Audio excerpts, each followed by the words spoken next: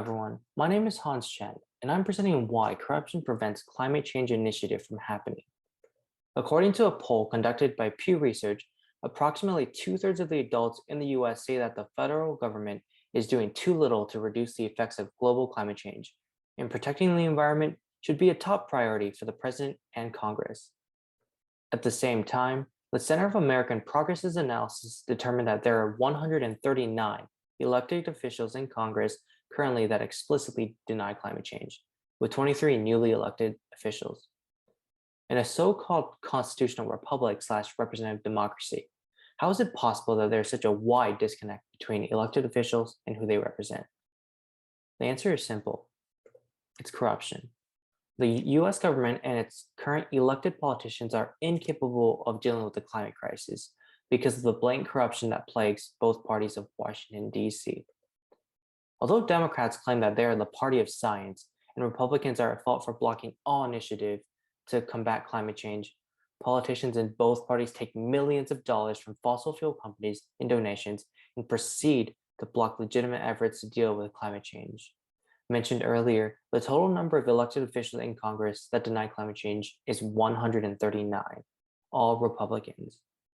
This number is so high due to the more than $61 million that these members of Congress have taken from the fossil fuel industry, including from Chevron and Valero. These officials then turn around and proceed to block any sort of climate change solution and shape public opinion by spreading misinformation. Even if these individuals personally believe climate change exists, the analysis concluded that voicing this opinion is not profitable.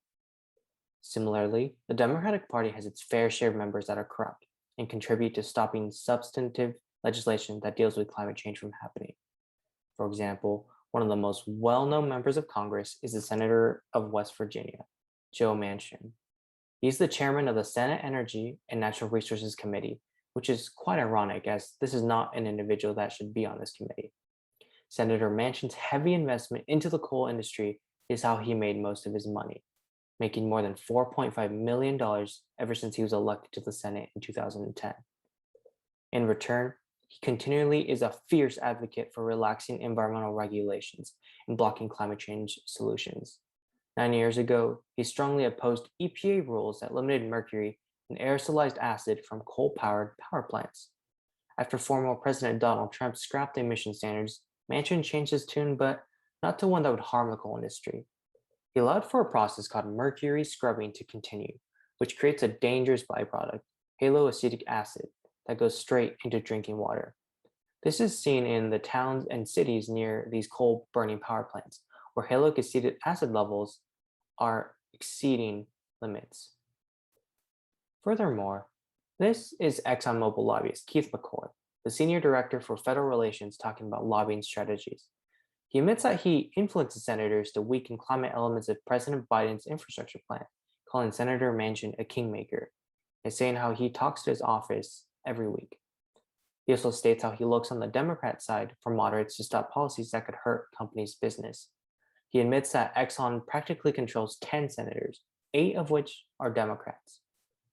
Just several days ago, Manchin demonstrated that he is a puppet of ExxonMobil and other oil companies when he claimed at a lobbyist meeting that investments in combating climate change were not needed immediately. Manchin's argument is extremely disingenuous, as he has received hundreds of thousands of dollars from gas and oil companies.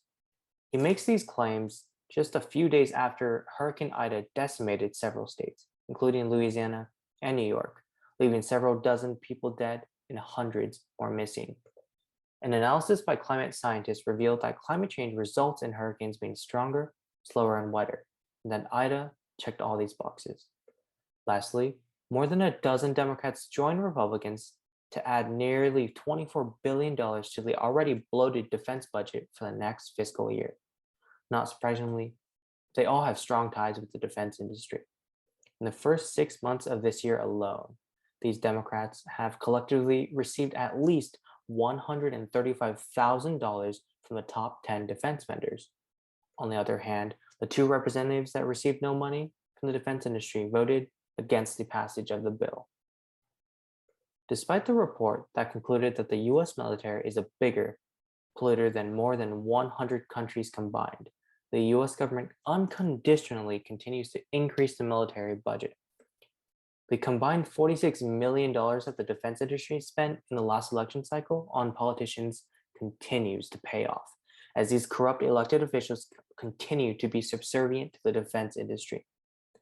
If open bribery and corruption is never brought to an end in the United States, then climate change will never be dealt with properly. Even the Democratic Party, the party that acknowledges the existence of climate change, does not address this crisis seriously. A coal miner in West Virginia perfectly sums up the Democratic Party's corruption. Quote, true Democrats were never really in control. These guys were controlled by coal companies and they just happen to have a D after their name, end quote. Thank you so much. On my next two slides, these all have all the links to all my sources. Thank you again, and I hope you have a great rest of your day.